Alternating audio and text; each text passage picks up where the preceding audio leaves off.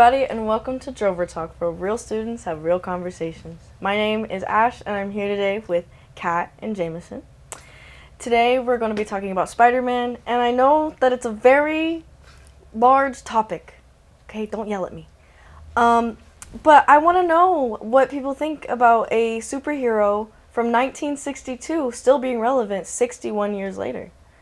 And so I want to know what you guys think. What do you think keeps him so relevant? I think the fact that he's relatable, honestly. Like, he's just a guy in New York City or wherever he's from. There's so many Spider-Men. Anybody can wear the mask. And I think that the fact that he's so relatable is what makes him so palatable. Yeah, I definitely have to agree, especially because of how Stan Lee created Spider-Man. He literally went with, he found a spider, and because people had arachnophobia, he was like, well, let's make a superhero out of it. Hey, so, stop doing the rest of my show for me. I'm kidding. But, I mean, he did create it just out of nowhere, and there were so many reasons why he created Spider-Man. Do you guys know the reasons? Other than that specific reason, but any other, because there were multiple layers to how it was built. It was also very hard for him to even get Spider-Man going, because Marvel was like, oh, people would be too afraid of a superhero. Yeah. Of a spider. But I feel like he also created just help a lot of people, because it was, when Spider-Man was created, it was when the X-Men were massively big. And so I feel like he wanted another person that wasn't a mutant but could basically relay the same message of anyone can be a hero if they try hard enough. Yeah. I haven't actually done a lot of research on the origins of Spider-Man outside of the actual story itself. Well, I mean, I'm not expecting you to. Yeah, well. I literally did this for this, so, you know. Do you guys have, a favorite Spider-Man out of the whole multiverse? Do you guys want to talk about, just the real-life movies Spider-Man, or, the whole franchise? I think we can the get whole into multiverse.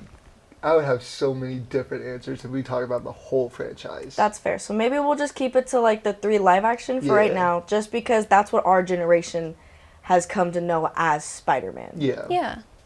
More or less, because I know the older generations, it was the comic books, but now for us, we think of Spider-Man, we think of Tom Holland, Tobey Maguire, Andrew Garfield. Yeah.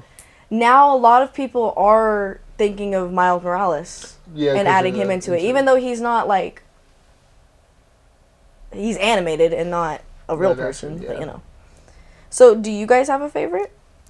I really like Tom Holland's Spider-Man. I think that's a really popular opinion, though. He's just got some charm about him that really feels like he's Spider-Man. Yeah. Tom Holland's a close second for me, but my favorite movies, which I get a lot of hate for, is the Amazing Spider-Man ones. Andrew Garfield did, I love those movies so much, but a lot of people hate them. Thank you. I love you. You're correct. I'm not saying you're incorrect. However, kind of am. Not really, no. I think that Tobey Maguire was a really good Peter Parker. Yeah. And I think that Andrew Garfield did a really good, Spider-Man. Because he moved more like a spider. He looked more like he was a spider. Especially in, the lizard fight. Yes, where he's crawling all over him. Yeah. It is genuinely one of the best scenes in the Spider-Man. Oh, I can get really excited about it. But whenever he's fighting Electro, and he just, he's shooting the webs everywhere to save everybody. Yeah. He's using his powers to, save him. Show that he's not just human, he's also a spider. Yeah. Do you think that you guys, or not you guys, but do you think that the Spider-Man that we see today, meets all the expectations of superheroes from before? Because he is just this nerdy kid from high school. Yeah. Do you think that he still lives up to the potential? Well, he certainly lives up to it, but I wouldn't say that he's anything like the classic superheroes, and that's part of what gives him all of that charm and why people like him so much. Yeah, I definitely have to agree with the old standards of it used to be if they're rich and famous, then they would be a superhero in that world. Yeah. With Spider-Man, he was not at all. He was just a regular teenage kid that somehow got powers. But now in nowadays we just have a lot of the X-Men. We have Miss Marvel, like with the Inhumans. We have Miles Morales. So I feel like he sort of paved the way. Yeah, he paved the way for like the new age of superheroes. I think so too. Do you think that the like comic stories are portrayed well through the like newer movies? I would have to say not as much. Like some of the storylines definitely are. Yeah. But Ooh, I don't like like a this lot picture. of his character, I feel like got changed in the movies. I feel like it's difficult to adapt a comic book into a movie, and producers have been trying to do that for literal decades. So it's difficult to say how faithful they are to the adaptation as an adaptation, because you need to change a lot of things inherently to make it a good movie. And a lot of things that work for comic books don't work for movies. Yeah. So would you say that he's here to stay for a while? Like he's gonna be around for another 60 years? Absolutely.